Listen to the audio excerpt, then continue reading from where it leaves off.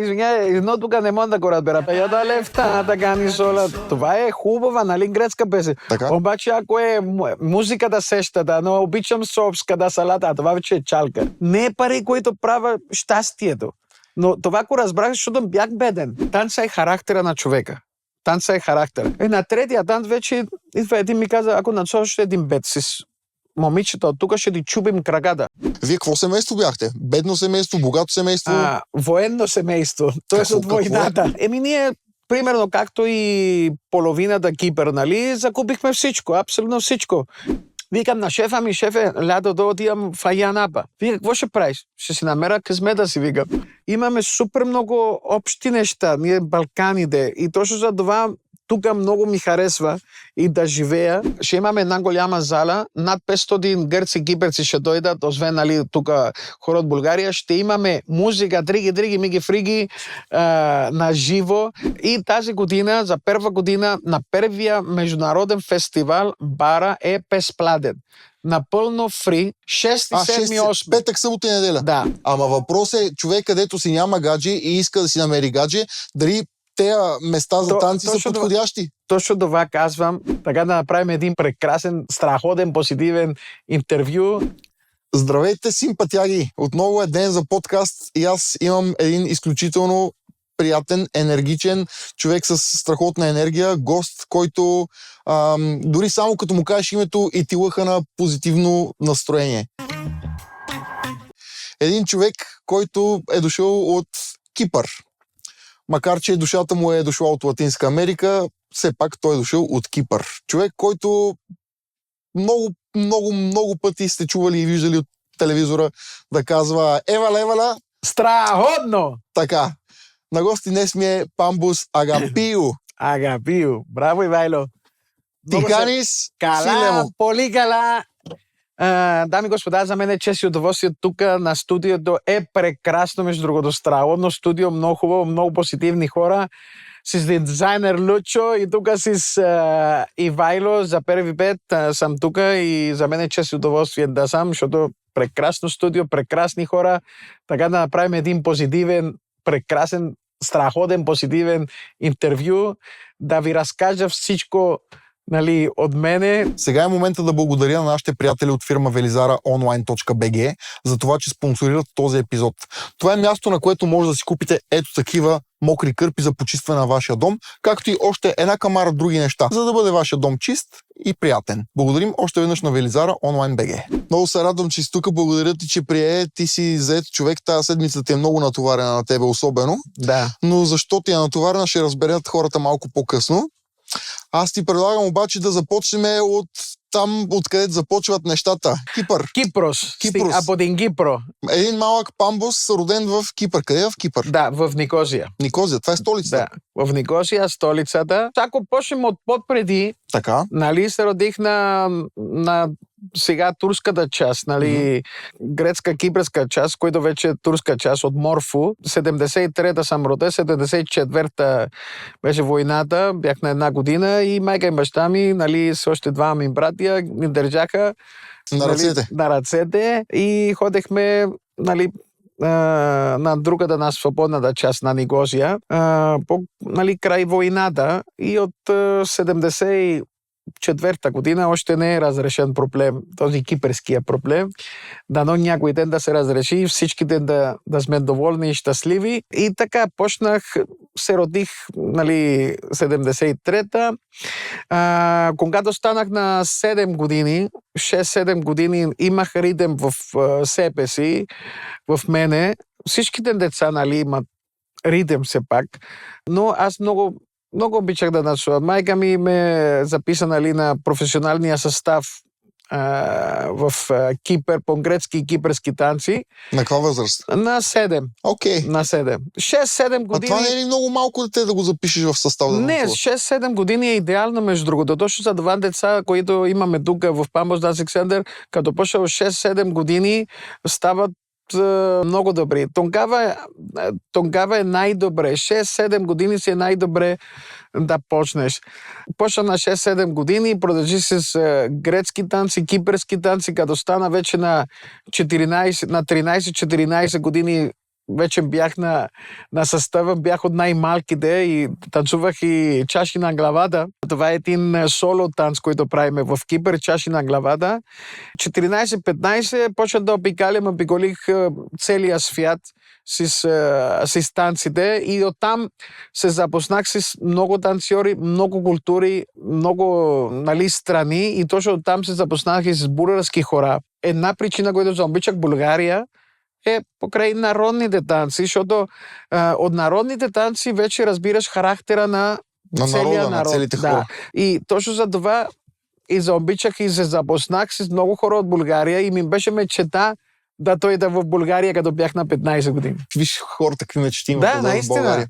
Има ли разлика между, защото ти каза традиционни танци, има ли разлика между гръцките и между кипърските танци? Грецките танци, всичките народни танци, не традиционни, грецките народни танци, всеки град, както и тук, Самоковско, от другаде. Да, различните области. Да, различни области имат различни танци. Както и ние, кипърски ширто, примерно, които и ние го имаме.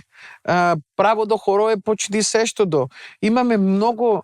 Ние в Балканите имаме много супер общи неща, както и култура, както и танците, както и характера, както и душата.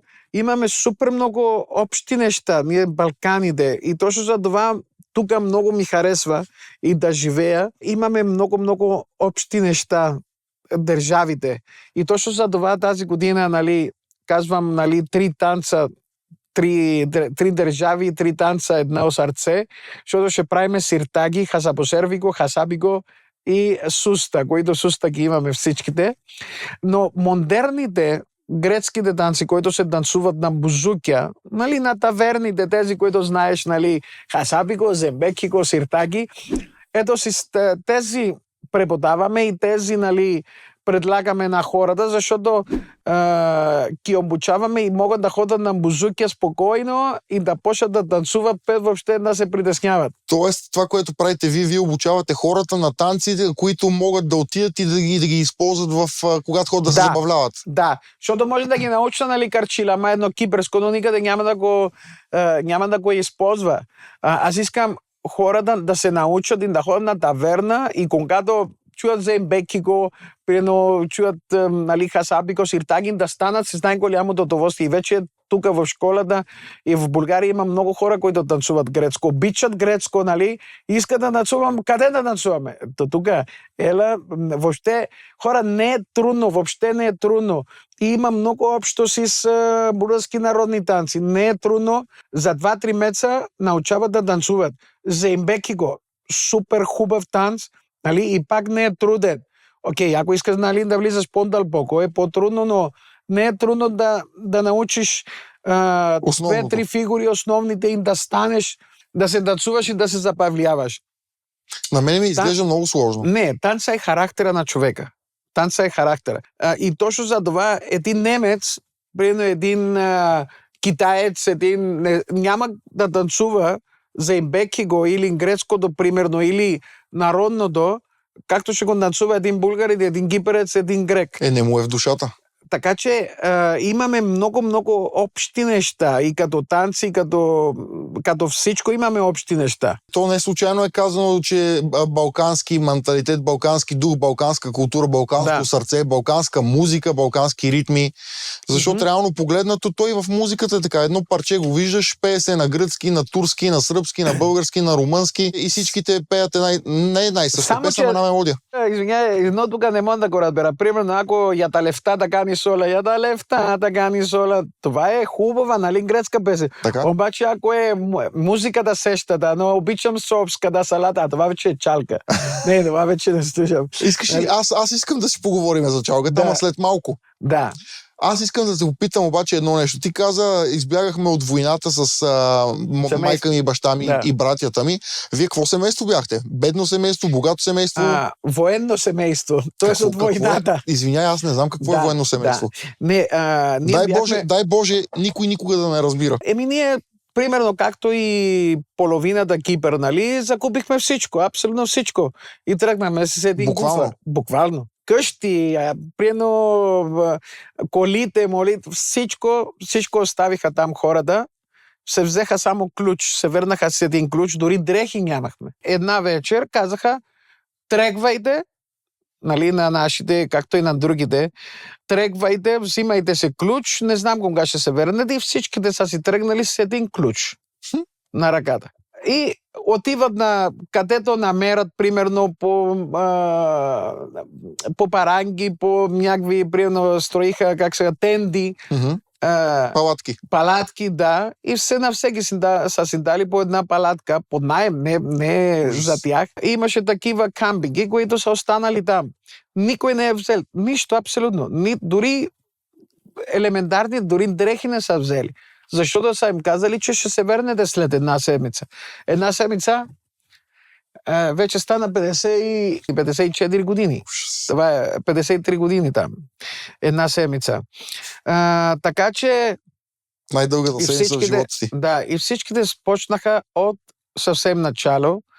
Да, тези, които имаха ресторанти, хотели, са ходили на другата страна, са правили, нали, ресторанти, хотели бак. Тези, които се занимаваха, но не беше въобще лесно. И точно за това аз от много малък почнах да работя. От много малък.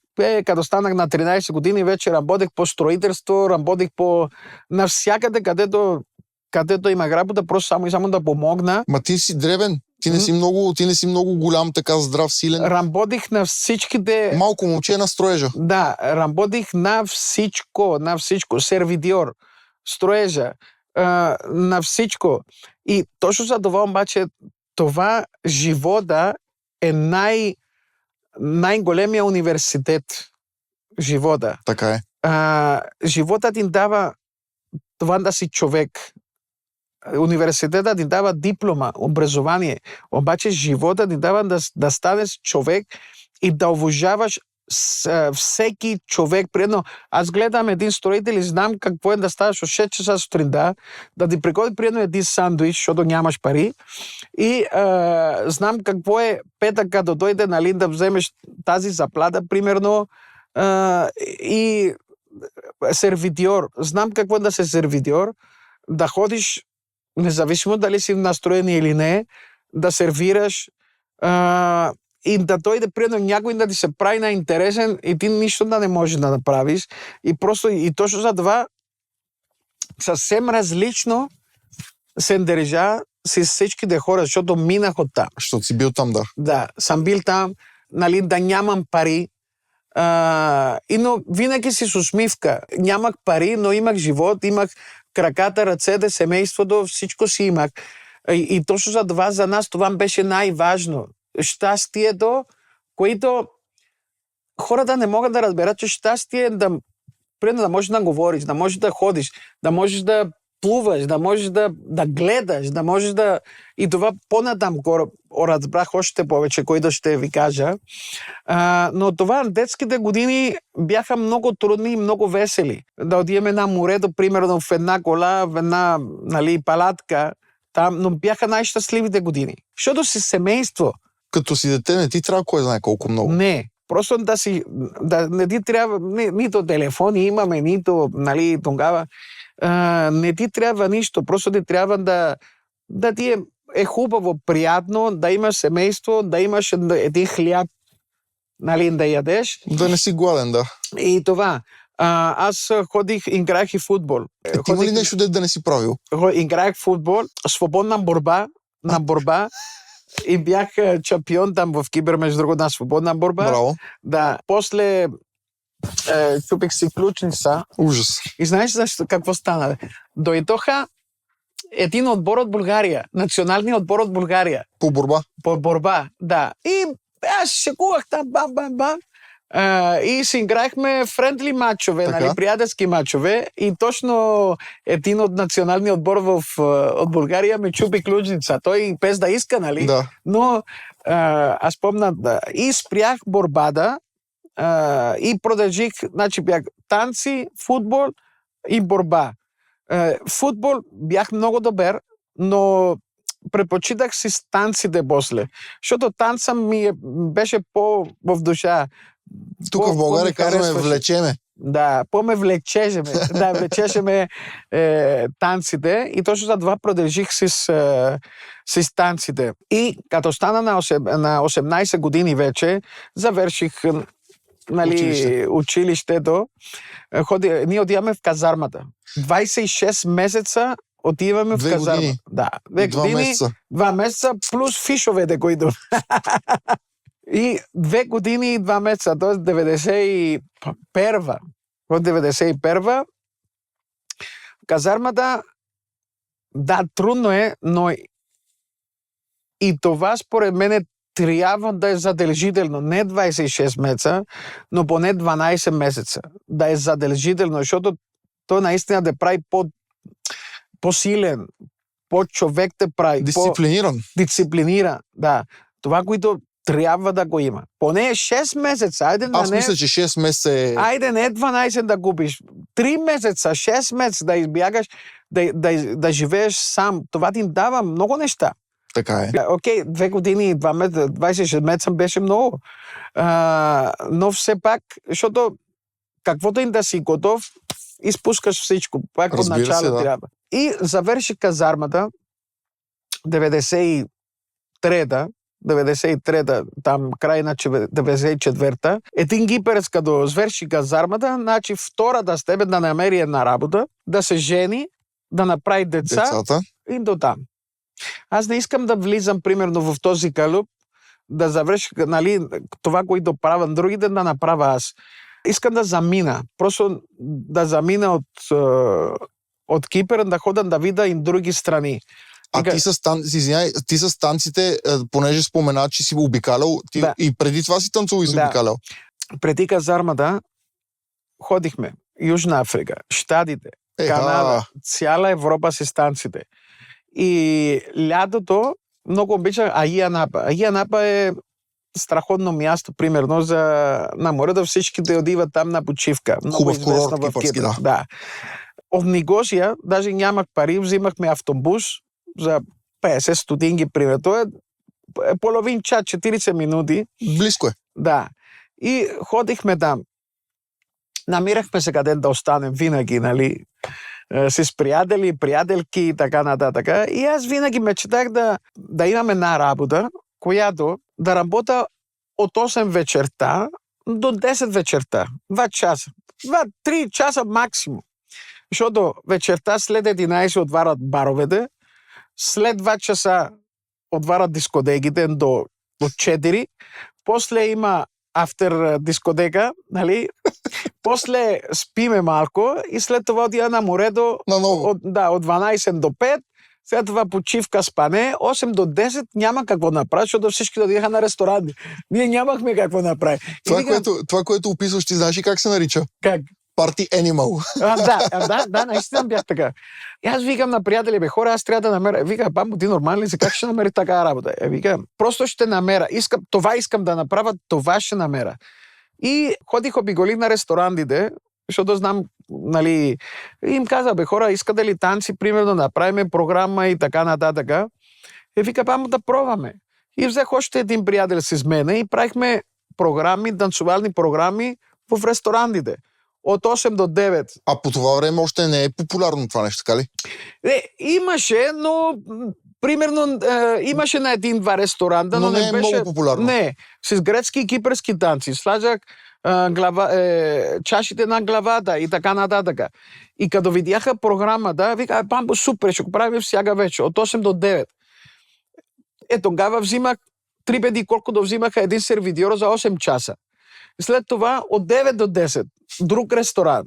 И така, имах 2-3 ресторанта, от 8 до 11, имаше дни 3 ресторанта и правихме и танцувахме. Тоест ти си намери тази работа от 8 до 10. И това, приемно, и приятелите ми, които работеха сервитьори, нали, като ходих да танцувам, ти не взимаш всичките пари, тук ние работим 8 часа, ти идваш 20 минути, се въртиш малко и взимаш повече. И това, танца винаги ми даваше пари, ми даваше живот, ми даваше това, което това просто исках да направя.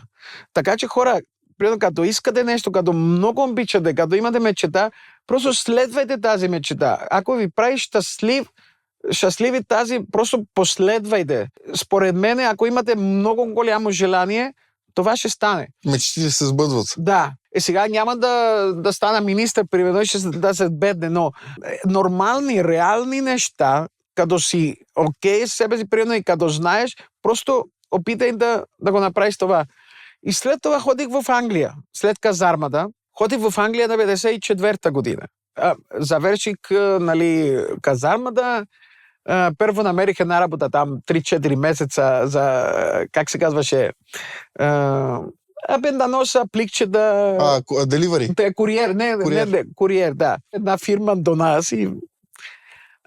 Това в Англия? Не, тук в Кипър. В Кипър. И след това викам на шефа ми, шефе, лято да отивам в Айанапа. Вика, какво ще правиш? Ще си намеря късмета си, викам. И отивам в Айанапа, още 6 месеца, събирам пари. От 13 години не исках пари от нашите. Ти като знаеш, че на тях им е трудно, нормално. Нямаш. Приедно нямахме.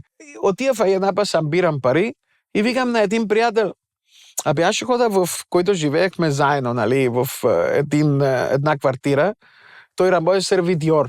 Аз викам, аз отивам в Англия. Ще намеря работи по това, което правя. Дай да те науча на тебе един танц.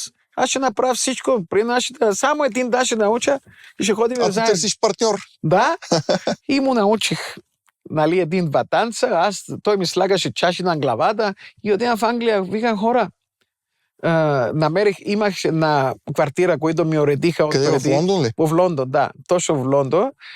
В Испори парк. И почвам да обикалям. Викам, хора, искате ли да имате танцори? Вика, Памбо, ние никога нямахме танцори. Викам, вижте сега, не искам пари. Просто ще дойде да направим програмата. Викам, как така не искаш пари? Не искам, ще дойде да направим програмата, ще ти ядеме, нали? Аз знаех, че като слагат чаши на главата в Англия, колкото чаши слагаш, толкова пари ти слагат.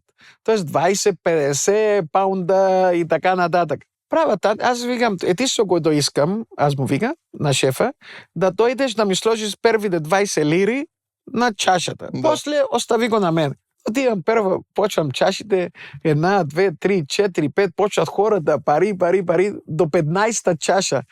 И както нямаше поне 500 паунда на вечер. Викам, Пам, ти сега повече от мене. Аз не искам пари. Ето ти твоите 20. Да. И така, и оттам пак работех петък, събота и неделя, а през деня ходих на елитните школи по модерни танци, хип-хоп, фламенго, салса, тогава влизаше 95-та, тогава влизаше в модата, примерно салса, бачата и така нататък. И ходих вечерта на бузукята, през седмица имаше дни, представи си, като идваше сряда, няма какво да ям вече. Примерно, свършиха, имаше дни, които свършиха. Чаках или all you can eat, примерно за един ден да яде. Не знам какво е, да. Да. Или ходихме на супермаркети, годност, нали, когато свърши, нали, е много, продукти са много по-евтини. Но, хора, точно за това живота ме научи тези неща.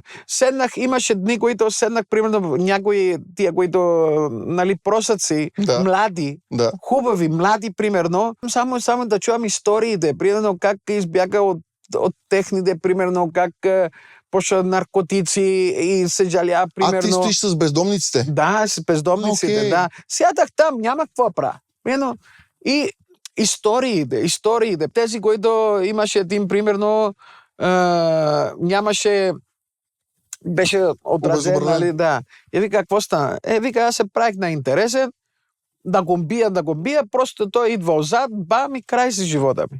Така че и това си спомбойща. Не е най-силният печели, примерно, защото ето, биеш го, ама той дойде и брам. И оттам спрях си спомбойщата. На толкова много истории, които тези истории те правят силен и те правят да уважаваш. Примерно, всеки бездомник, всеки човек има история. Носи креста си, както се казва. Значи, после намираме един приятел, който танцувахме заедно в Кипър. Ми каза, Памбо, защо не ходиш по България? Аз тук що завърших. Що не ходиш в България да учиш, нали, спортната академия, танци и така нататък? От Лондон, да. Виж, това е много интересно. Обикновено хората от България искат да ходят в Лондон, а ти от Лондон да ходиш в България. Хора, Лондон е ужасно. Времето, примерно студени хора. И ще дойда на това. Чакай малко. Добре, окей, Скопа. Помниме след Лондон. За мен е, Ивайло, България е страхотна държава. Съгласен съм. Хора с душа, хора, които имат много приятели, излизат всичките и се забавляват искрено с приятели, които е много трудно да намериш. А тук всичките излизат, нали, имат приятели. Много е важно. И искам да хода в чужбина. Едно, което не ми хареса въобще, никой грек, никой кипърец, нито еди, няма да каже, че нямаме хубаво море. Може да е камън. Може да е пълно с камъни. И ще кажа, Гърция е най-хубавото. Страхотно море. А тук има златни пясъци, има слънчев бряг, има примерно слънчев ден, има Албена, което примерно само Албена пясъка, който има, може да налее целия Кипър, примерно. И нито един човек няма да каже, ние имаме хубаво море, хубаво това, дай да ходиме там, примерно, или на гърци да им кажете, елате на морето в Албена, разбираш ли? И като дойдат кипърците и гърци, защото правя и фестивал в Боровец, вика, бамбо, ние ходихме в Австрия, не знам си какво, Швейцария, тук толкова прекрасно място не сме виждали. Хода в Албена, вика, такъв пясък никъде го няма. Не промотират, примерно, както Гърция казва, обувкан да е от твоята страна, и е най-хубаво, разбираш ли? Да, това, което имаме, вместо да го хвалиме, да го промотираме, ние се оплакваме от него. Да. Защо другите да промотират, примерно? Но ако някой им каже, България не е хубаво, ще те убие. Разбираш ли?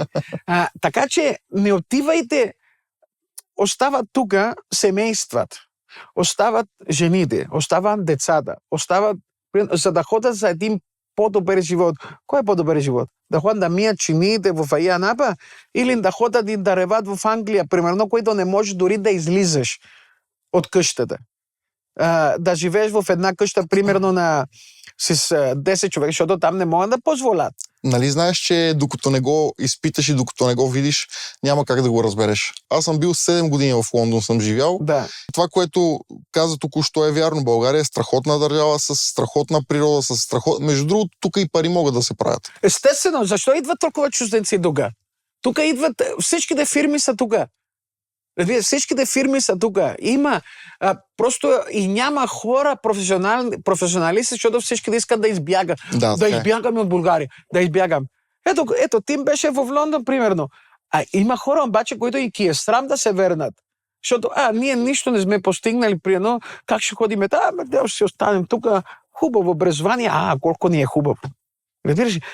И остават това, защото ако бяха, примерно да хода, ако съм в село или в малкия град, ще съм щастлив, ще хода там да говам домати, краставици, примерно да ям, да се радвам, ма ще имам семейството ми, ще се кефа. Не е пари, които правя щастието.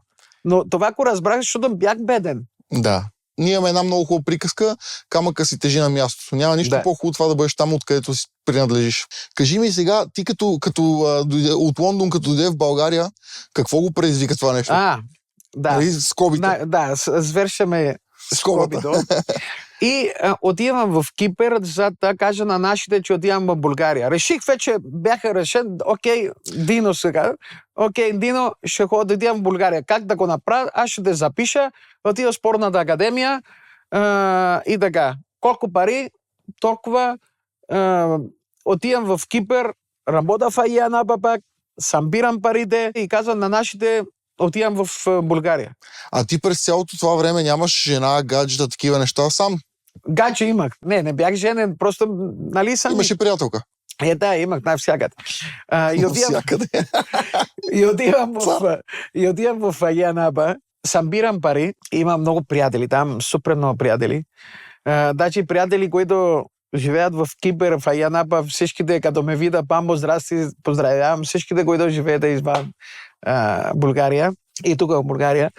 И викам, къде ще ходиш там? Опасно! Мафия! Не знам си какво. И викам, Ето това е какво, 94-та-5 година? да, 95. Той е било опасно тук. Сега ще разкажа. Викам, баща ми, аз ще хода. Прино, опасно, неопасно. Това реших, примерно. Решил съм, тръгвам. Тръгвам си. Държава да ни плащаше даже някъде 3000 евро, за да платиме образованието.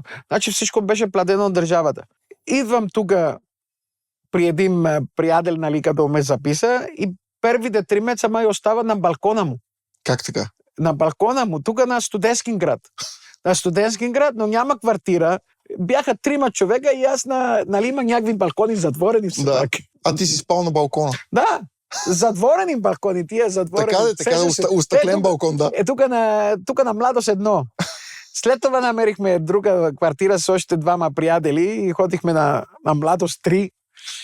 Идвам тук в България, отивам на университета, му каза на Златин Костов, който преподаваше спортни танци, викам, искам да се занимавам с танци. Дойдох тук за танци, викам, Бамбо, до година, нали, ще е университета.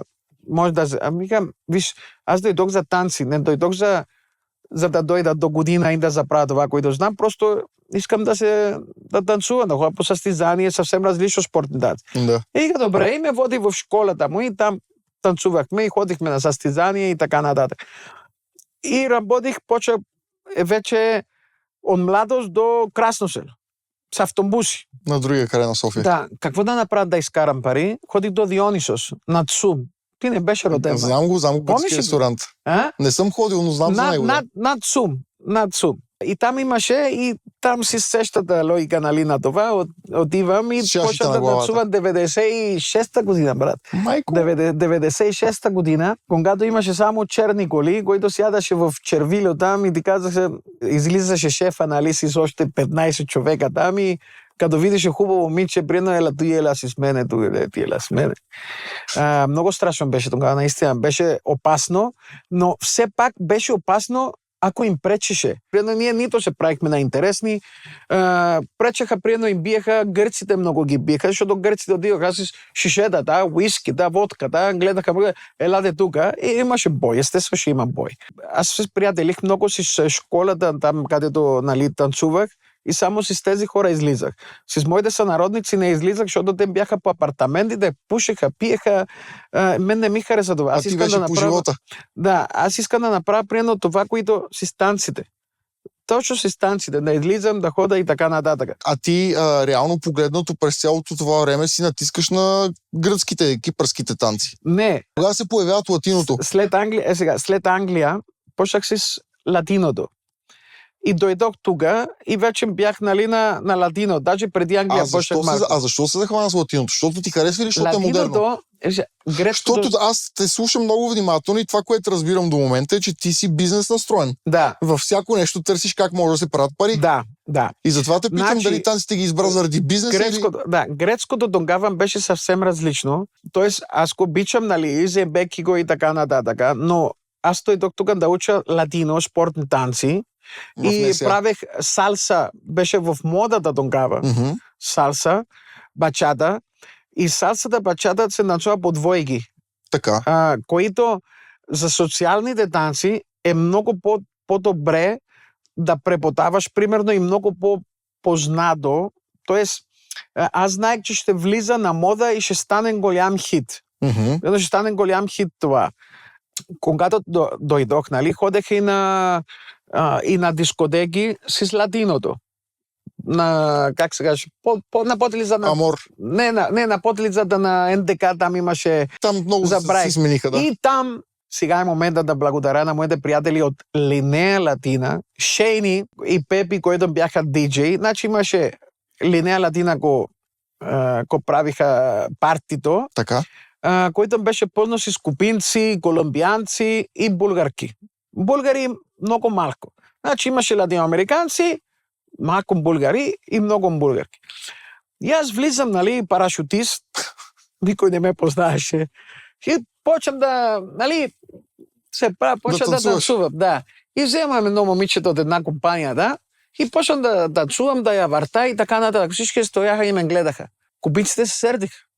Влемам друга, примерно, а те се танцуваха само, нали, дясно, ляво и така, и това е танца.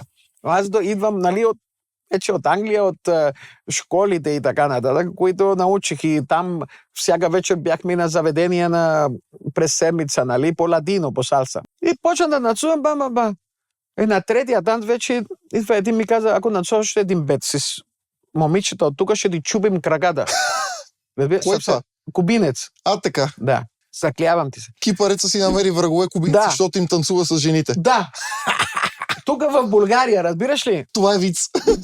Да, наистина, съвсем сериозно. И отивам при Шейни, примерно, там с музика, аз дори български не знаех. При диджея. При диджея, да, и латина, който, и той видя. И той ми каза, какво ти каза той? Аз ви така и така ми каза. Викам, не се притеснявай, сега ще говоря с тях.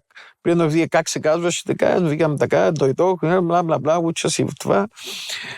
И така той ме запозна с тях. Направи ти конекшън. Да, направи ми конекшън там с кубинската мафия.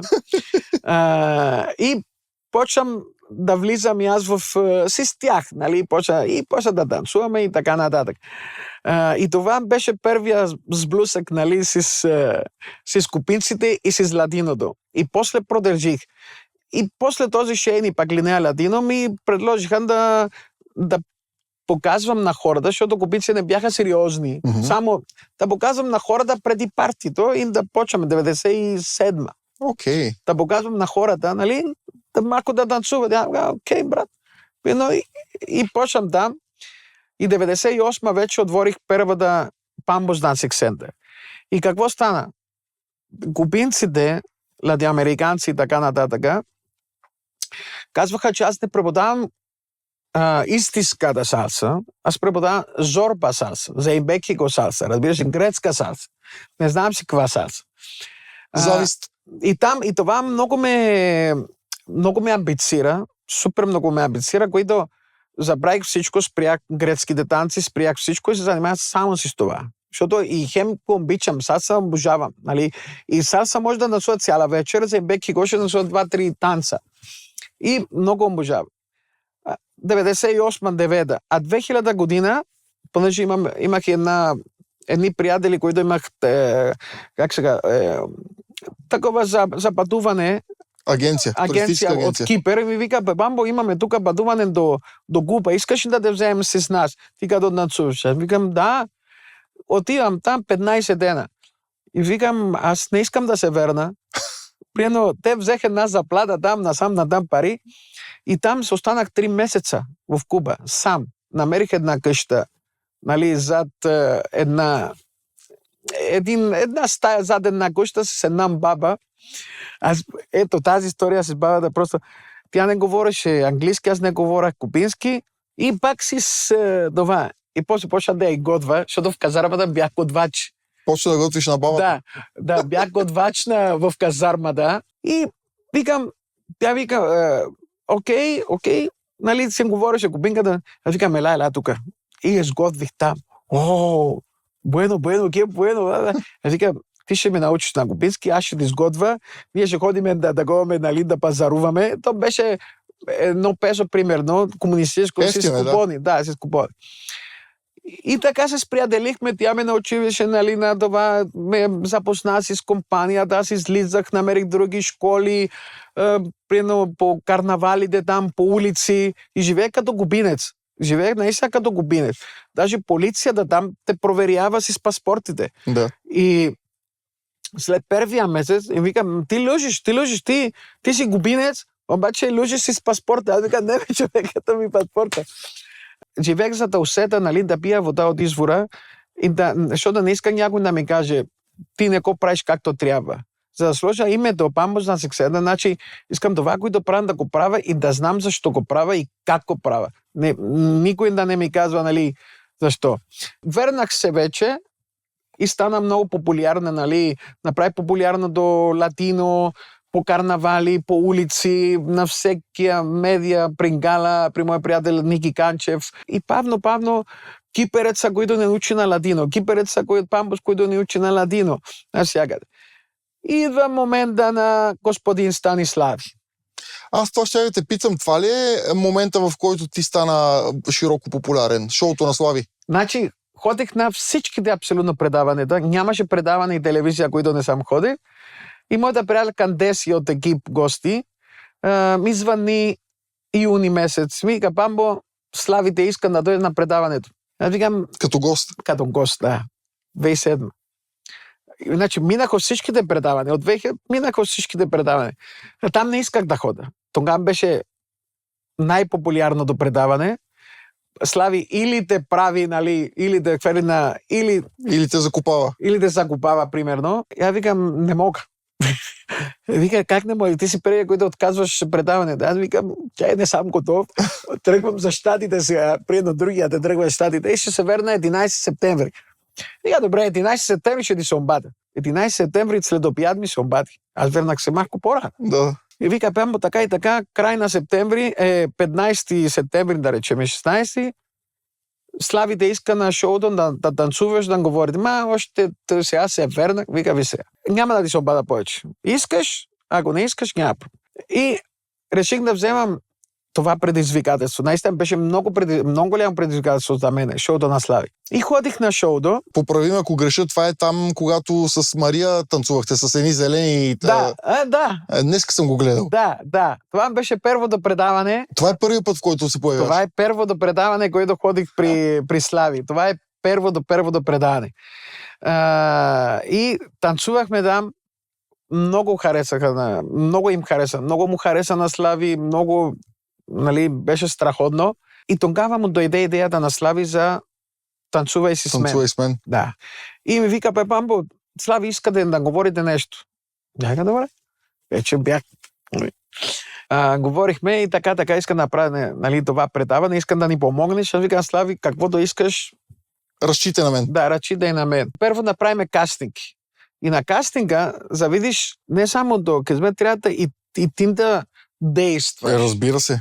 Сядат Росен Петров, нали, Евгений там и още Стевка май, и на първата линия на кастинга и още 30 човека бяхме на трибуна. Зад тях, да. Да, отзад и влиза единия Росен, как се казваш, Евгений, да, окей, да. Другия пак също. Аз викам, така, приедно, и ние можехме да говориме. Влиза единия, пак, аз викам, той, къде работиш? И той вика, работа на мивка, да, на колите. Автомивка. Да, на автомивка. Аз викам, добре, сега искам да ми танцуваш, все едно, че нали ми е школа. Чакай малко, това е кастинг за танцувай с мен. Това е кастинга първо да танцувай с мен. Аз бях на трибуните, примерно, никой нямаше, не беше официално, беше само да избере. Но го снимаха. Да. И аз викам, добре, прави се как танцуваш, примерно, не тъй като дърво, прави се все едно, че ми е школа, прави така, иначе. И той почна да прави. И това беше най-хубавото, разбираш ли? И Евген ме гледа. Влизам другия, пак му казвам нещо, примерно, и пак вика, Бамбо, ела тук, бе, човек. Какво си? Ела тук, ти си за тук.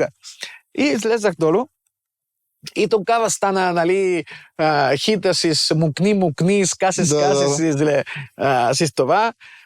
И почнахме да се забавляваме и карах, защото аз знам как да изкарам най-хубавото от човека. Не го гледам нито злобно, нито това, просто искам да изкара най-хубавото. Шоуто. Да, искам да направи шоу. Там сме за шоу. Искам да изкара шоуто. И точно това успяхме да направим. Предаването беше страхотно. Всичките, нали... Много добре се получи, наистина. Много популярно. То реално в България преди това нямаше танцово предаване. Не, нямаше нито танцово предаване, нито имаше предаване с толкова голяма гледаемост. Танцувай с мен беше с най-високата. Петък, събота всички ден гледаха Танцувай с мен. Да, вярно. Всички ден гледаха Танцувай с мен. И тогава идва момент, Ивайло, който за хората, които едно не разбират, трябва да си готов, когато да станеш за известността. Да, така е. Да станеш известен, трябва да си готов. Да станеш богат, трябва да си готов. За всичко. Много си прав, това хората не го разбират. Не. Там съм го разбрал, много ми беше на това.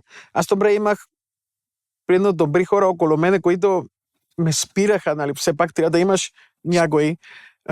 Не, че не се надух, примерно, в начало малко, но идваха хората, примерно, ние сме известни, ние сме това, Слави ще ни вземе на работа, ще станем най-популярни. Да викам, хора, след 6 месеца никой няма да ви познава. Приедно, не бе глупост, какво направим? Викам, ходете приедно си в Русе, отиди в Русе, отвори една школа сега обаче, утре. Отвори една школа, защото след това ти няма да си нищо. Вече си забравен. Вече си забравен. Тези, които са ме послушали, още имат школи. И това е по това време, когато нямаше много предавания по телевизията. Всичките гледаха. И тогава това ме направи наистина много популярен. И къде доходихме... Защото, аз за да кажа нещо си, аз знам примерно, че няма да гледа само от София, ще гледа примерно от Априлци, от Каспечан, от не знам си къде, примерно. И всички тези хора, те са чисти, те са примерно душички, разбираш. Отивам където им да ходя, вика, памбо, здрасти, извинявай, все едно, че те познаваш ме. Разбираш, аз поздравявам, примерно, здрасти, как си ти, ядеш салата, сега пиеш рагия, ето аз съм там. И така ме приемаха хората, и така ме приемат. И пак на огледалото не може да се преструваш. Хората го разбират. Разбира се, да. Аз за това опитвам, както сам, това, което искам да кажа, ще го кажа. Ама те затова хората те харесват, защото си натурален, защото си искрен, защото не се преструваш, защото си истински. А хората, които позират, които играят роли, те не са толкова добри актьори и публиката ги разкрива много бързо. Веднага. Хора, бъдете себе си. И отиваме, нали, ставам супер популярен, всичките ме спираха, нали, автографи едно друго. Идва втория сезон и ми каза Евгений, маестрото, вика, бамбо, сега си много популярен. Колко пари ще ни взема за втория сезон? Вика, Евгений, виж сега. Преди за едно участие, примерно, взимах 100 лева. Примерно. Така. Аз взимам много повече. Колко ти се дигна цената на парите по това време след предаването? Поне 10 пъти. 10 пъти? Поне. Ако си взимал 100 лева преди, си взимал след това 1000? Да. Наистина? Да, поне 10 пъти. Вау. Спираха ме полицаите, примерно. Памбо, ти ли си? Дай една снимка, примерно, за жена ми. В държавно, примерно, администрация. Примерно, всичките ми отвориха вратата. Това, което си беше човешко и хубаво. Един чужденец, примерно, и да успеят да го направят това и с хората и да заобичат хора, защото много обичат, много трудно обичат някой да вкарва в семейството. И му каза на Евгений, виж сега, въобще не ме питай колко ще ти вземам, колкото искаш, дори без пари, примерно, аз искам да работя. Аз се чувствам като семейство, вие ме накарахте да съм едно семейство тук, така че вика, ти, Памбо, ти си първият човек, който ми говориш така. И аз викам, и след 10 години пак така ще ти говоря. Където им да хода, където видя Евгений, Слави, приедно, винаги ги им благодаря. Ники Канчев, който на първо предаване, Гала, примерно. Ти искаш да кажеш, че не си дигнал цената с една стотинка за Слави, за шоуто на Слави? Не. Браво. Не, той ми даде, дори не помня, дори не ме интересуваше колко ще взема. И на третото предаване, което бях един и сеш приедно, пак също да му кажа. На Dancing Stars, който бях жури. Чакай сега, Dancing Stars и другото, кое беше? VIP. Не, Dancing Stars и Dance with Millie, как се казваше? Това на Слави беше Танцувай с мен. Така? Само на Слави. Окей. А Dancing Stars беше на BTV. Това е популярни хора с танцори, които танцуват. Да. Окей, добре. А там как се случиха нещата? А там ме покани, там Слави го правеше тогава. Той бил продуцент. Да, Слави го правеше. Имахме конкуренция Нова телевизия тогава. Който Нова телевизия взе всичките, пак същото, но VIP данс, нещо. Който взе всичките танцори, всичките... Разбираш, он баче си супер много пари, но ние с Илияна Раева и правихме шоу. И тогава нашето предаване го гледаха супер много хора, защото ние правихме купони. Бяхме... хората искат да се забавляват. Да, разбира се. Искат да се забавляват. Просто и тогава стана супер популярно това предаване. След това станах и бях ко-водещ на канал 1, между другото, 2 години, да. Добро утро с Мария, добър ден с Мария, нещо. И тогава почна, нали, да си популярно. Но, нали, знаеш, колкото и те обичат, има и много хора, които да мразят. Не само. Защо, примерно, кипереца имаме Кипър да е канал 1, а в Кипър главната водеща на канал на Рикена е българка. Наистина? Да. Беше българка тогава. В Кипър много обичат българите, точно за това има на много работи има българи. И тогава 2008 някъде почнах и първия ми фестивал на Боровец.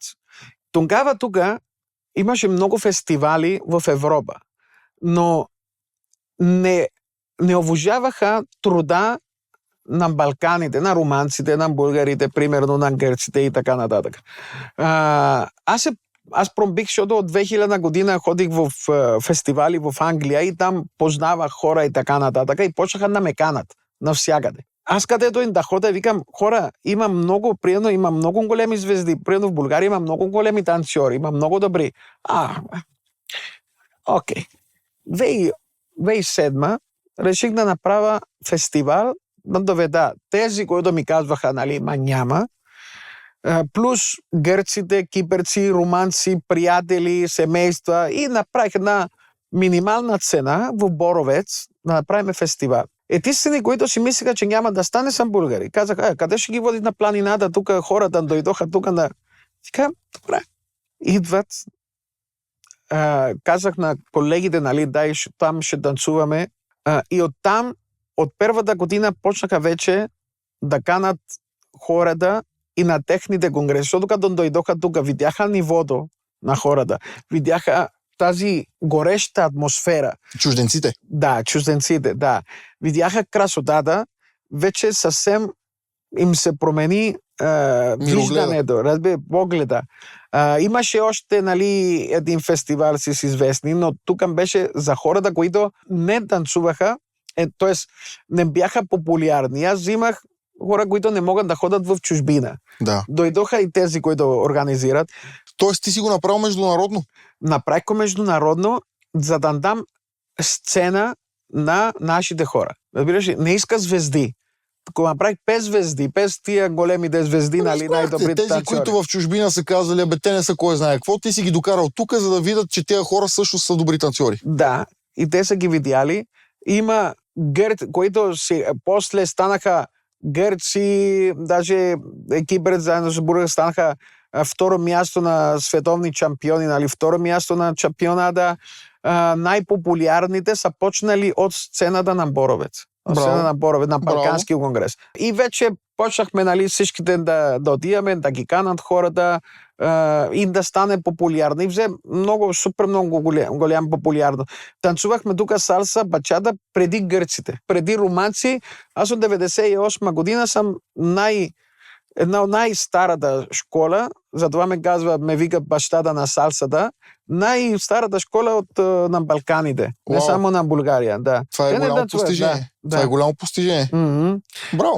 И така почнах с фестивалите, с приятели, сега, нали, на Боровец, на морето имаме на Слънчев бряг, един много голям, който там идват много руманци. По кое време на годината ги прави? Май месец, край на май на морето. А 1 септември на Златни пясъци, после имаме в Боровец ноември и сега на националния, да, заедно с гръцкото, който ще говориме после за това. А де-факто това се случва вече 15 години, така ли? 18 години първия Боровец, 19 тази година първия Боровец. Единствената година, която спря, е само коронавирус. Да. То всичко спря тогава. Хора, приедно най-важно в живота, какво е? Да сте щастливи. Да уважавате хората, които са ви дали ръка. Приедно, история не се промени. Ще промените бъдещето, но историята няма как да се промени. Така че, колкото искате да ги забравите, да ги махнете, те не се махат. Те там. То е написано, приедно, не се маха. По-добре уважавайте хората, които са ви дали ръка. Някой път, приедно, бамбо, или който е да е слави, благодаря, че ми даде. А Слави, между другото, ми казват, памбо, ти си един от най-малките хора, които са минали хиляди, които винаги идваш да ми кажеш благодаря, идваш примерно и се държиш така с хората. Аз викам, това е. Да, защото ти знаеш какво е направил той за тебе. Да. Ама другите го знаят. Ама... Не, и го уважаваш, в смисъл, Да, не е наистина само го да... уважавам от сърце и помня всичките ми инструктори, всичките ми первите, приедно хората, които са ми дали ръка. Свещени, приедно, които ми даде ръка в тази дискотека, още се уважаваме, примерно, и каквото им да е, винаги го представяме, го споменавам. Да, така е. Имам много приятели, много школи приятели, примерно, и от тук, и от всякъде. Вие, танцорите, сте си едно общество, една общност, нали така? Да, ние сме на едно голямо семейство, голяма общност, които и ние се помагаме. Примерно, ако има нещо, примерно, на нещо, някой му се случи нещо, ние винаги ще помогнем. Ще го сложим в залата, да събереме парите, на всичките, разбираш. Може да не сме на много добри отношения всичките, но като, не дай Боже, се случи нещо... Когато някой има нужда от помощ, има нужда, винаги помагаме, да. А това само в България или в чужбина се случват по този начин нещата? Не мога да кажа. От гледна точка на това, ти имаш ли в чужбина познати, които ако се наложи да отидеш, да кажем, в Испания, имаш на кой да се обадиш, да ти удари едно рамо, да ти казва? Да, на мене ще ми удара ръка, но не знам помежду си дали те са толкова верзени и ще си помогнат помежду си, примерно. Не, аз говоря за тебе сега. За мен винаги звъня един телефон, примерно, приятел от тук, Ивайло, искам да дойде да танцува, примерно искам да го пусти. Окей, бамбо, няма проблем. Има много. И в Италия... кипърската мафия. Да, в Италия, примерно, Ивайло, затвори му вратата, няма да влиза. Добре, бамбо, окей. На мене само да ми отварят, не да ми затварят. Не, по принцип. Кажи сега за фестивала. Тая година какво е по-специфичното? Тази година, от 2-3 години вече танцувам, преподавам грецки танци, защото наистина това е в сърцето ми, в душата, нали, освен салса, който обичам, и е грецко. И виждам, понеже нямаше как хора да отиват всичките на таверни на това. И вика, бамо, ние не можем да танцуваме, дай да почнем. И оттам почнах да преподавам пак грецки и кипърски танци. И няма примерно кой да ми каже, че преподавам грецки, кипърски, грецка салса или кипърска салса, нали? Да не ти кажа скоба. Може ли една скоба? Може. Една скоба. Вторите, които искаха да изчезна от лицето на земята, бяха първия ми отбор, който правихме за представление, който след второто, третото представление вика, бамбо, ние сме тук вече капитани на отбора, ти си чужденец. На какъв отбор? За танци, за представления. Вика, ти си там, стоиш там, ме гледаш, примерно, ние ще правим представление, ние ще поемеме всичко от тук нататък, ние ще решаме, викам, хора, виждате ли тази врата? Да, отвътре няма да я видите повече. Аре. Чао. Машете, пробай, айде. И така те са ходили, първите 3 двойки, тези 3 двойки отвориха 3 различни школи, от тези 3 различни школи отвориха други и порасна. Така вторите, които имах, нали, проблеми с това, с хората, които научих, да. И винаги, когато дадеш на някой ръка и правиш, той вече си мисли, че е най-великия и може да стане Памбос или може да стане Ивайло, примерно. Хора, когато го правите сами това нещо, да, вие сте. Обаче, когато го правите благодарение на някой друг, не очаквайте да станете този някой друг. Разбираш ме какво искам да... То дори да станат по-добри от тебе, дори да станат нека да бъдат в себе си. Ама естествено, значи няма как да не станат по-добри от мене. Но да станат, но поне да има минимално уважение. Разбираш ли? Много добре го каза по-рано. Човек трябва да помни този, който му подава ръка. Да, свършиме си скоба, да. На 6, 7, 8 март, петък, събота и неделя, ще бъде един от най-големите фестивали тук в София. Къде? На Парк Хотел Москва. Ще имаме 5 зали. Едната ще бъде с грецки танци, народни танци, които винаги почваме и извършваме с правото хоро, между другото. Да, винаги. Българско право хоро, да знаят Welcome to Bulgaria и Bye-bye от България.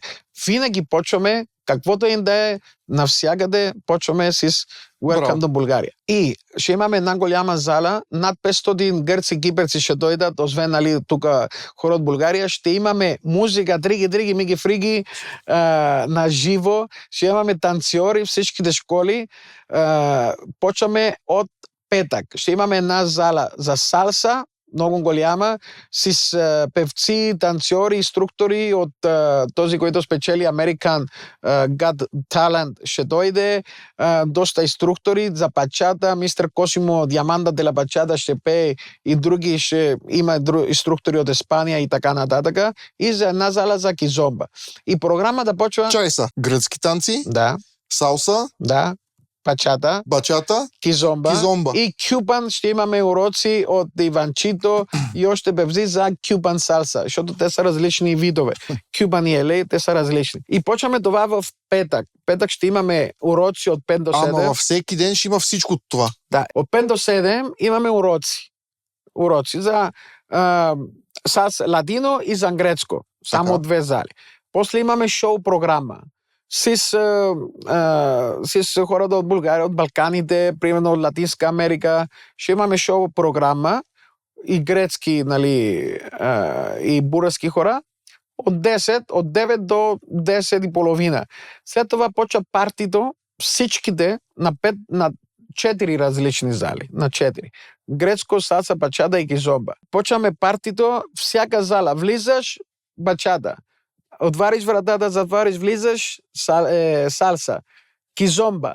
Грецко, то, което ще бъде като таверна. Имаме вече над 500 човека, приедно заети с местата и така нататък. Но има още места. Парк хотел Москва е пълен.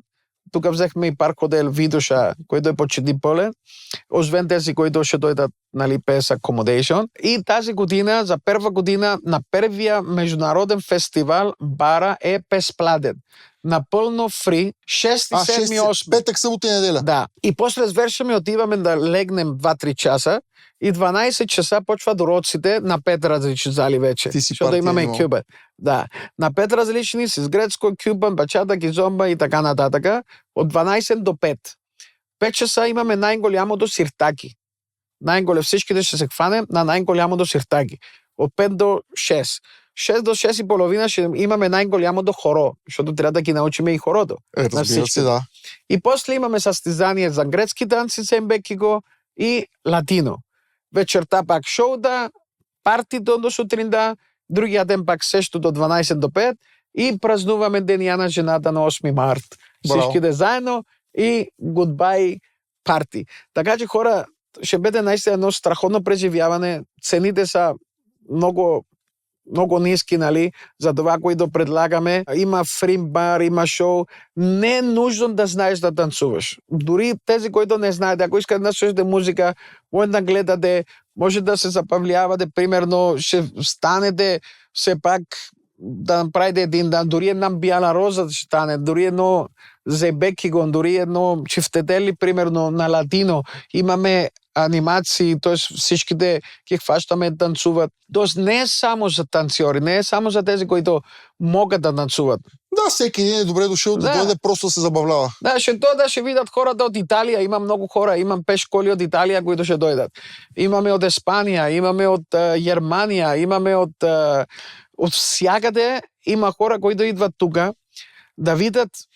Навсякъде има фестивали.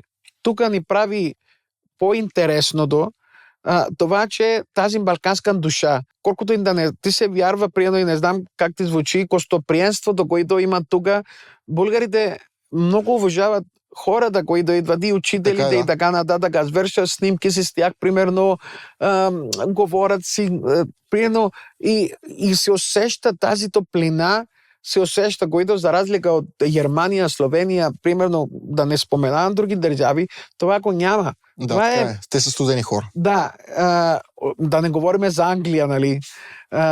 Така че хората идват за топлината, идват да видят съвсем различни хора сме тук. По-топли, по-горещи, това се усеща. На шоута, на танците, на всичко, съвсем сериозно. 6, 7, 8, микс ен матч, танци от всякакъв вид, забавление на макс. На all inclusive и аз пи колкото си искаш, колкото можеш. Ама, Ивайло, не се трябва да ще дойда, нали знаеш? Ще дойда. Нали? Да, ще дойда. Добре. Не знам в кой ден ще е, но ще дойда. Един ден ще дойда. Да. И ще ми покажеш как се танцува сиртаки, защото аз съм много смотан. Не се притеснява. Иначе, сега както видя, взехме и първо място, нали, на бранд, PES бранд, ония ден на фирмата на Los Pambos Event, на отбора Los Pambos Dance Company. Правиме много представления по фирмени партита, нали,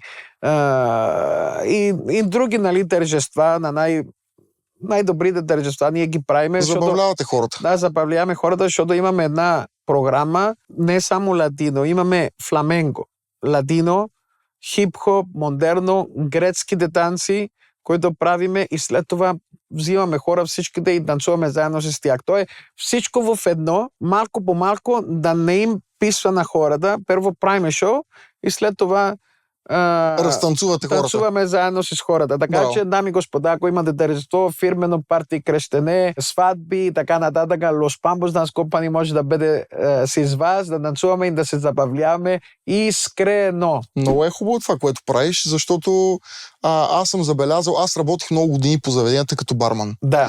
И съм забелязал, че ние в България изключвам чалгата, защото на чалгата е малко по-различно. Ние не сме хора, които се забавляваме. Ние обичаме да пиеме, обичаме да ядеме, но не обичаме да се забавляваме, не обичаме да танцуваме, не обичаме... В Англия може да казваш всичко, обаче там са много по-социални. Да. Знаеш, отиваш в пъба, няма да седнеш, пиеш една бира, Памбос, какво става, как си, трето, пето, ти кой си, какъв си, какво що. След 5 минути си на друго място, хората обикалят, говорят си, забавляват се.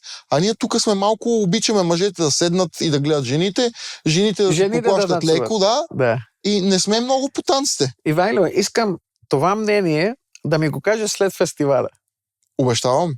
Мога да ти кажа, че българите, романци, примерно кубонджи, киперци, кубонджи, стават, танцуват, особено на на палади на Гърция, примерно като всичките българи стават да танцуват. Където им да ходиме, няма човек, който да не стане от масата.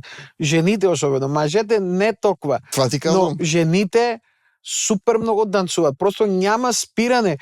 Правиме парти за 300 човека, 250 се станат да танцуват. Приедно. Супер. Защото включваме и право хоро, и грецкото, и Боние, приедно 70-80s. Няма как, примерно. И наистина те не спират. Така че на това няма да всичките, не всичките, повечето танцуват и кои имат в душа. И едно друго, което мога с сърце, ръка на сърце да го кажа, че българите има супер много талантливи и точно за това имат и много високи постижения, защото те го имат. Те го имат в структурата. Заложено. Да, те го имат заложено. Стигам да го малко да го питна, нали, да го развиват. Сега преподавам в Софийския университет. Аз съм преподавател там по танци, да. Преподавам там и човек им показвам една хореография за 1 час. Им показва една хореография и те я правят безгрешно. Наистина? Съвсем сериозно да говоря. Примерно, има толкова талантливи хора. Елисавета, нали, жена ми, който преподава децата на 6 години, те са машини. Просто сега ще танцуват всичките на Парк Хотел Москва. Те са супер добре. А после отиваме, нали, на 18, 19, 20 години, една хореография и фащат така. Има много талантливи. Просто мързи ги. Особено след коронавирус, не им се занимава с танци, с спорта и така нататък. Иначе, ако имат в себе си, аз мога да го потвърда това, защото преподавам в университета и знам как да работиш с младите и как това желание, примерно, и усмивката, като дойдат, даже има, които са свършили, нали, които са минали от курса и идват пак, защото им харесва. Кажи ми, какво е едно от най-хубавите, най-запомнящите се неща, които България ти е дала и които са ти се случили в България. Ако трябва да разкажеш на някой, нали, питате за България, една история да можеш да разкажеш. Значи България ми даде семейство, образование. Повече години живота, отколкото до Кипър. Ми даде супер хубави, много нови години, много Коледа, много Великден, нали, и много приятни моменти. Няма определен момент, примерно, който да каже. Много приятели. примерно да отидем навсякъде. Това, което ти казах в начало, че отиват в чужбина, обаче си в къщи, яде с един човек, примерно, или с нещо някой, или тия англичаните, или тия... Тук се събират 10, 20, 30 човека, примерно отиде да пиете бира. Човек, това е щастие, разбираш ли? Примерно, да имаш приятели истински, които ще изваднеш, сега ще изваднеш един телефон и тук ще съберат 5 човека и да ходите да гледате матча, да гледате, примерно да ходите някъде. Това е щастие на живота, разбираш ли? А тук, ако има и в Кипър съм много популярен, между другото. И бях и на 18 години, бях на лидер на най-популярния отбор Омония, който аз бях лидер, аз казах, нали, какво да викат и така нататък. На футболен отбор? Да, на футболен отбор. И сега тази година направих една песен, като Сиртаки, който говоря за Омония. Аз писах текста, всичко, музика и свири един оркестър, който ще дойде. Така че бях много популярен. И в телевизии, и навсякъде, примерно имам и там много приятели. Тук имаш много повече възможности, но стигам да си повярваш, че имаш. И да работиш. Да, и да работиш, да. Не да му звънна на другия, примерно 6 часа, че тогава мога 6 часа, не, ми свърши работното време, не искам 6 часа, примерно, айде утре. Разбираш ли? Да. Но според мен нашите деца, живи и здрави, ще променят това и ще бъдат много по... Защото обичат наистина, не много хора сега искат да заминат от България. И мисля... Не знам, на кантар съм. Да, ма зависи от родителите. Естествено. Разбираш ли? Ама виж сега, и от средата зависи, не само от родители, защото родителите и на тебе баща ти е казал, къде ще ходиш в България, там е опасно, ама ти си му казал, аз отивам. Да, бе, Вайле, обаче, извиняй, ако ти каза на детето, да си не, прино, аз ходих в Англия, няма какво да ти даде. Тук учи първо при Софийския университет, който всичките хора идват тук да научат Софийския университет. За какво ден да ходиш в Англия? Аз бих казал друго. Според мен е хората да излязат, да отидат, да видят, да поработят, да понаучат някакви неща и то в по-млада възраст, може би 22, 3, 5, след това да се върнат и да развиват нашата държава. Тук трябва, а не ми хареса политика. Да, ходи, прино, ти направи нещо, прием. Не ми хареса това. Да, ти го промени. Какво не ми хареса и тръгвам? Не ти хареса, стой си тук, примерно, да го правиш. Ти ми каза, така е, прав си, ти ми каза нещо обаче, което аз вярвам, че е точно така. Каза ми, ела при нас да видиш, че няма да има нито един човек, който не е щастлив, който не се усмихва, да е намръщен. Защо е това? Защото там сам музиката, все едно, че влизаш в друг свят. С музиката, не мислиш вече за нищо друго, само си танцува, независимо дали си адвокат, дали си лекар, дали си готвач, дали си там. Ние сме еднакви. Ние танцуваме и се забавляваме. И знаят, че ще дойдат там да се забавляват. Ти спомена, нали, от деве, че си им взимал на кубинците жените да танцуваш с тях и така нататък. Човек може да си фане гадже. Виж сега. Ще ти кажа защо те питам. Защото в моята глава латино танците, особено кизомбата, това е много сеншуал, много е такова секси. И аз си го представям, винаги отивам там, си фана една много яка маска и никой не знае, може би утре станеме гаджета. Виж сега, аз сватосах само над 200 двойки. Ги с сватоса? Да. Браво. От школата, примерно, които сега идват децата им. Няма да кажа за колко са развели, това е съвсем това е друга тема. Това е друга тема. Не е само да хванеш гадже. Примерно там ще се поставиш с много хора. Първо нещо.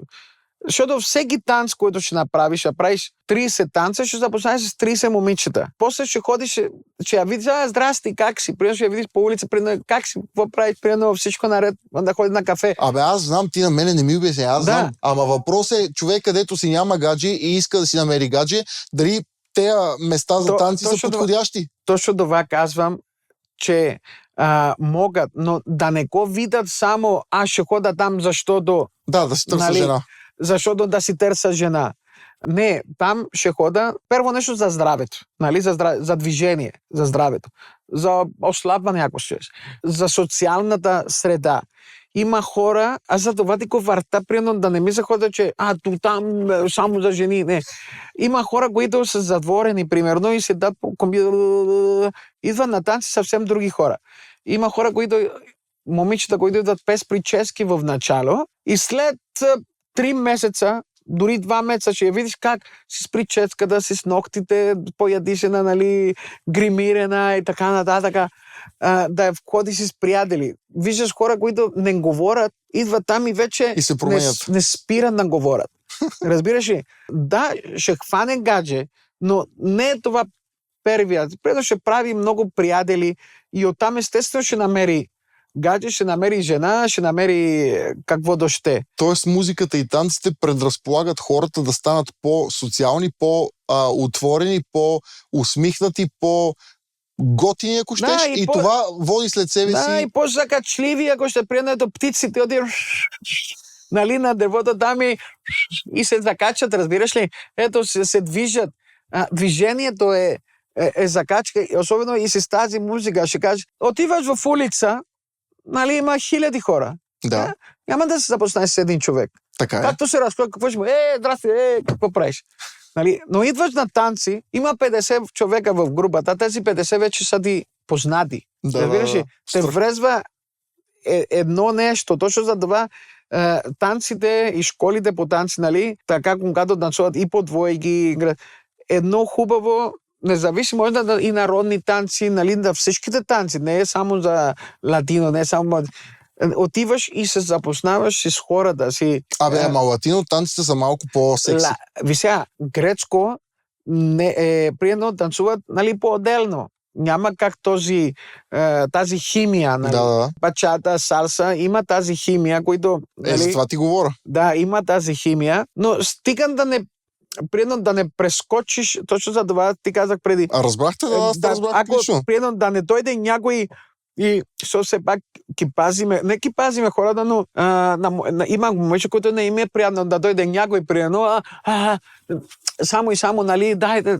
Не. Но... Гаджето е резултат от танците. Така. Да станеш първо, да танцуваш, да станеш още по-добър, да я каниш, примерно, да ходите някъде. Бавно. Всичко спокойно. Суаве. Сещаш ли се какво искам? Нали? Аз те разбрах отлично. Аз съм на същото мнение, че това с жените и с намирането на... То може да е момче, да не е момиче, нали? В смисъл, който търси. Но това трябва да е резултат от това, че си отишъл там да се забавляваш, а не цел. Да, сега фестиваля, примерно, има 2000 човека. Има повече жени, 1300 жени и 700 мъже. Примерно, сега ще се запознаеш с много момичета. Но може да стане, може да не стане. Разбира се, то няма гаранция. Няма гаранция. Има ли възраст за танците? Няма възраст. Това, което почна да ти кажа преди. 6, 7, 8, 9 годишни, примерно, хващат, но не толкова бързо. Не, аз не говоря за спортни танци за успехи. Не, за сальса, за бачата, за всичко. Да. Извинявай. И за грецко. Примерно вече над 50, 60, 70 хващат по-бавно, както хващат, нали, малките. Хващат по-бавно, на 40-50 по-бавно. Само, че малките хващат, но продължават и на 6 години е най-добре да почне за това. 7. 50, 60, 70, нали, хващат по-бавно, но пак хващат, но по-бавно, разбираш. А вече отиваме на 15, 16, 17 години, там от 10 до 16, вече хващат, нали, и хубаво. А точно възрастта на 17, 23, 24, 25 хващат най-бързо, но те са най-мързеливите и не отиват на танци, разбираш ли? И много се нравят. Примерно, виждаш и те ги хващат и така на едно движение, на една хореография, което може да са другите да я направят за 3 месеца, те я правят за 1 час. Браво. От 15, 16 до 25, 24, това е златно. И за 1 час правят хореографии тези, които правят за 3 месеца. Няма възрастна група. Няма. За такова дърво като мене, 40 годишно. Ивайло, виж, това за дървета, да. Нали знаеш дърводелския метър? Да, бе, знам. Ето го срещу тебе стои. Виж сега, няма... А ти баскет играеш ли? Като дете съм играл. Добре, топката, нали, я правиш така, да. Не я правиш така, нали? Да. А като правиш, като играеш футбол. Говориш за ритъм. Да, като правиш футбол, примерно, на дуспа, примерно, не правиш направи так, бам и гол, нали? Или пас, или бам, или глава, или всичките, за да може за да играеш, разхождаш. Най-елементарното, за да разхождаш и да разхождаш така, примерно с ръцете, това е ритъм. А от това ритъм става това нещо. Разбираш ли? Така че няма дърво, няма как, никой не е дърво и всичките имаме ритъм, за да можем да се разхождаме. Да можем да си говорим дори, да направим, всичките имаме ритъм. Едните хващат по-бързо и другите хващат по-бавно. Няма човек, много рядки, примерно аз не си спомням човек, който да дойде и след няма да го хване от първи месец, ама втори, трети, четвърти месец вече ще има ритъм. Ще почва да танцува. Примерно и после продължава. Както на всеки, на математика. Не ги бива, други не ги бива, ама бавно ги научаваш. Така че няма човек, който да не може да танцува. Имам този въпрос, който имам от мене. Да, ще стане примерно, но няма да е толкова... Да, един ще е по-бърз, друг ще е по-бавен, но от всички може.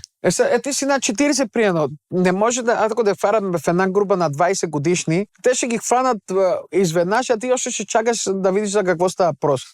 Така е. Сигурно. Така че хора, не се притеснявайте, що може да ходите спокойно, нали, да разхождате, да се движите, значи имате ритъм, просто трябва този ритъм да разберете, нали, как да го използвате и движението как да го използвате. Ти мислил ли си някога, ако не беше танцор, какво ще да правиш? От 7 годишен иска да стана танцор. Така че не ми мина друг... Няма опция. Нямах друга опция. По телевизия, примерно, така да говоря с хората, да усещам хората, нали, да го правя това за хората, да имам нещо за хората, да преподавам, да направям други хора, танцори, примерно. Независимо, че знам, че колкото по-добре стана, толкова по-голям нощите ми. Такъв е живота. Да, това ни е... Аз съм щастлив и мисля, че това е мисията. Особено когато правим представление. Аз се чувствам най-щастлив, защото правим други хора щастливи. Нова година правя 6-7 хотели, примерно в Боровец, на почти всичките хотели, на представление. Половин час. И това съм щастлив, че правя тези хора щастливи. Да, супер. Това ми е щастие. Адреналина, който на мотористи, приено, трябва да ходят на 200, на 300 да вдигат, или на парашутисти, приено, които това ни е адреналина на нас. Ти си го докарваш станците. Да, това ни е сцената. Приено така да се хване това, нали, и ако колкото години да танцуваш, ако нямаш това... Сценичната треска. Да, при нас вече не е, но винаги има така да влизаш, нали, да се забавляваш. Под сценична треска аз нямам притеснения, по-скоро това, което казваш ти, нали, да те... Адреналина. Да, адреналина. Да. Както в телевизия. Примерно те си мислят хората, че много е лесно ти да седиш, примерно, и да приказваш. Много е лесно, но това е супер трудно и трябва супер много работа, за да стои, примерно, Ивайло тук и да е спокоен, защото видях, нали, на много нали, водещи и така нататък, и да има така приятен разговор, не е само до мене, и до водещ без опит, без... Мисля, че е вродена. Примерно те са... Възможно е да има вродено нещо, но въпреки това аз мога да кажа по себе си съдя, ако гледаме, нали, начина, по който разговарям с хората в момента и преди 2-3 години има голяма разлика. Не знам дали съм станал добър, но определено съм станал по-спокоен. По себе си, може би? Не, аз винаги съм бил себе си. По-скоро вече някак си знам какво трябва да се случи и какво е необходимо, за да се случат нещата. Да. Опит бе. Да, опит. Това е. Това, което каза, не е до опит само. Просто трябва да супер много да обичаш това. Примерно, разбира се. Да го обичаш и да си много вътре в нещата. Примерно има много танцори, супер много големи професионалисти, много излиза на сцената, обаче не дават това, което трябва да дадат, излучването. Да погледнат, да танцуват, да погледнат хората в очите, примерно, и да им кажат, тук съм, примерно, и ви обичам. И се кефа на това, което правя, и вие се кефите, разбираш ли? Това е излучването на танци. Това, което опитвам да дам на моите танцори. Което... Това научава ли си или трябва да го имаш? Зависи. Ако съм пред тях, това го дават. И с усмивки и това, защото ние си работиме и от многото представления. Това е от много работа.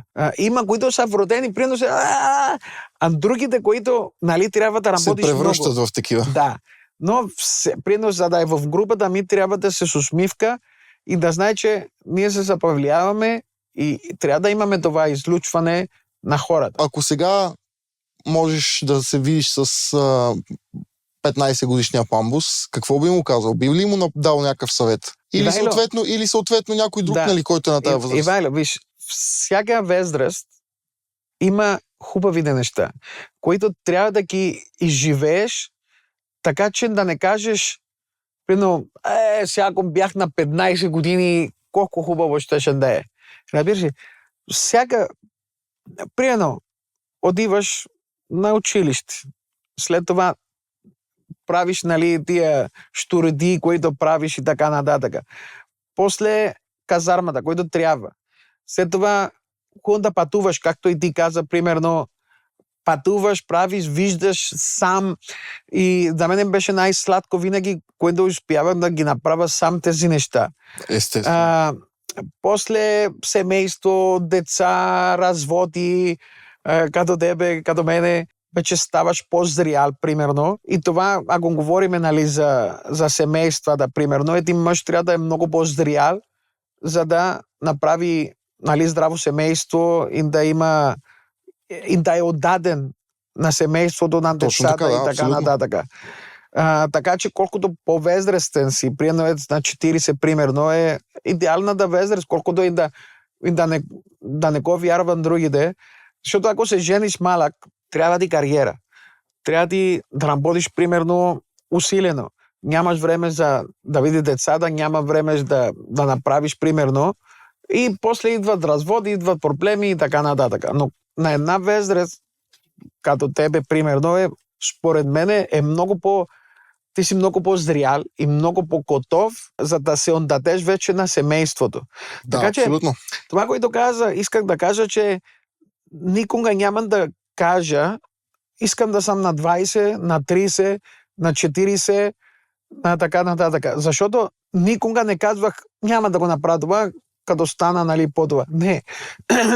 Правих го на момента, правих грешки, правих и хубави неща, примерно, но продължа. И всяка година, всеки ден ми беше хубаво. Всеки Божия ден, примерно, не знам дали ме разбираш. Не, аз те разбирам, да. И в такъв случай ще ти задам въпроса по друг начин. Ако сега 15-годишния Памбус стои до тебе тук на дивана, той какво би ти казал на тебе? Какво ми казва? Онова малкото момче от Кипър, ако е тук стои до тебе на дивана и види големия Памбус, какво би казал на него? Според мен ще да е щастлив. Това. Щеше ли каже, браво, успя да направиш това, което искаше?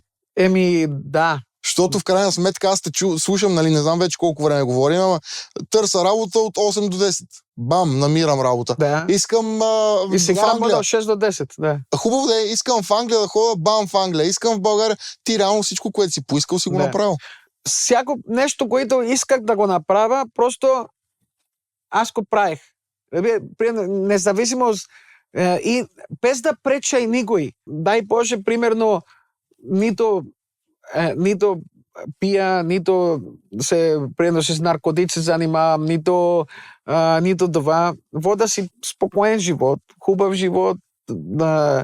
Нямам врагове, които да преча на някой. С кубинците вече сте приятели? Да, с кубинците вече сме приятели. Човек, ето, виж, колко му трябва да е спокоен, да няма врагове, да няма, примерно, да не го търсят, примерно, за нещо лошо. Просто да става сутрин, както и ти казваш, примерно, да е щастлив, да си пие кафето, без да мисли, примерно, много, без да има проблеми, и да работи. Защото, да, окей, работиме от 6 до 10, обаче работиме постоянно. Сега на фестивала пишеме, правиме, организираме, примерно, което ще кажеш, Памбо, как успя да го направиш това нещо, което аз и Елисавета, жена ми, нали, се занимаваме много време да пишем на хора, да си всички ден да пътуваме, да ходиме, да ги видиме и така нататък. Въобще не е трудно, не е лесно. Не е лесно, да. Да, въобще не е лесно, но трябва да стане. Но това е, че всеки човек има написано. Трябва да намери това, което му е написано, да остави, да не се откаже. Да хода ли, да не хода ли, да хода ли, да не. Ходи си, човек. Примерно, ако не пречиш на някой, ако не. Ходи си да видиш и там. Примерно, ако не намерих този моят приятел в Англия да ми каже, ходи в България, нямаше да дойде. Представи си, от толкова милиони в Англия, случайно го видях в Овксо-стрит там и той ми каза. Ето някои неща са съдба. Да, точно. Съдба обаче трябва да се бори за тази съдба. Разбира се. Ако ме викаше Слави, примерно, да стане известен, ако не ходих да кажа на другия, не е само до гъзмет. Така е. Късмета е на страната на подготвените. Да. Аз нямам повече въпроси. Ти си изключително увлекателен разказвач. Много ми е приятно да те слушам. Да кажем още веднъж на хората за 6, 7 и 8 парк хотел Москва. Дами и господа, 5 зали. Да, дами и господа, заповядайте 6, 7, 8 март на парк хотел Москва. Ще бъде един от най-хубавите, най-страхотните, най-уникалните ви преживявания. Няма нужда да танцувате. Елате да се запознаете и с други хора. София ще стане столицата на грецки и латино танци. Ще има над 500 човека от Гърция, от Кипър, ще има жив оркестър, школите, уроци, представления, партита, латино пак същото, за бачата, за салса, за кизомба. Ще има фримбар, тези, които не танцувате, поне да пиете по нещо. Така че най-важно да танцуваме и да се забавляваме. Защото имаме само един живот. Имаме и се радвайте, да не станете някой ден да кажете искам да бъда на 15, на 20, на 30. Не, живеете си живота, примерно, така че вие да се радвате. Не правете само неща, които радват другите. Направете неща, които радват и обичате самите вие. Браво. Кажи ми, кой да ми препоръчаш някой, който да седне на дивана, един гост? Би ли ми препоръчал някой? Ще го помисля, ще ти кажа. Добре. Сега ли трябва да ти кажа? Ако имаш нещо, което да се сетиш сега, е по-добре. В противен случай, когато искаш. Да, ще ти... Защото ако кажеш, ще ми се разсерда другите. Ми кажи двама, кажи трима, се е тая. Ще мисля, ще помисля и ще ти кажа. Бамбус, аз много ти благодаря. Много хубав разговор стана. Да, и на мене ми беше много приятно. Наистина, Ивайло, ми беше много приятно. Не знам колко време мина, но ми беше много приятно и наистина си голям професионалист. Чакаме истинския водещ, обаче той не идва. Не, бе, ето виж, ако не беше, нямаше такъв приятен разговор и спокоен разговор без... Нали знаеш, като има напрежение, водещия, всичко е напрежение, разбираш ли? Да, така. Случвало се, да. И тебе колко хора да случи, които ги питаш, примерно един въпрос и ти казвам да. Това е най-гадното. И после не. Хората не разбират, че най-лошия гост е той, който ти отговаря с една-две думи. Представяш си, примерно... Няма какво да си го представям, то ми се е случвало. За това господин Станислав ми казваш, Памбон ми е най-добрия гост, каза му един въпрос и свърша предаване и още остава. Винаги има ли сценария? Какъв сценарий има тук един въпрос? Бъдете щастливи. Не гледайте другите какво имат. Оценявате вие какво имате и вие какво може да направите. Оставете ги другите. Другите са си други. Опитайте да кажете обичам те на приятелят и на семейство, на приятелите, на приятелките, примерно. Живота е толкова кратък, че няма смисъл да мислите лоши неща или как ще навредите другия. Направете го за вас. Вие да сте щастливи. Чух една много хубава мисъл и с това ще приключиме. Не знам на кого е, но гласи следното нещо. Живееме само един живот, но ако го изживееме като хората, може и да е достатъчно. Това е. Айде, сходиме. Последвайте Памбус, последвайте мене. 6, 7, 8 танци. 6, 7, 8 март, дами и господа. Там вече сме, там. И ще танцуваме. Дай ми едно Танцуваме, движение, дай ми едно ще се движение. забавляваме. Едно И движение. так, бачата. Ръка, хоп, така. Така. Айде, това беше всичко, приятели.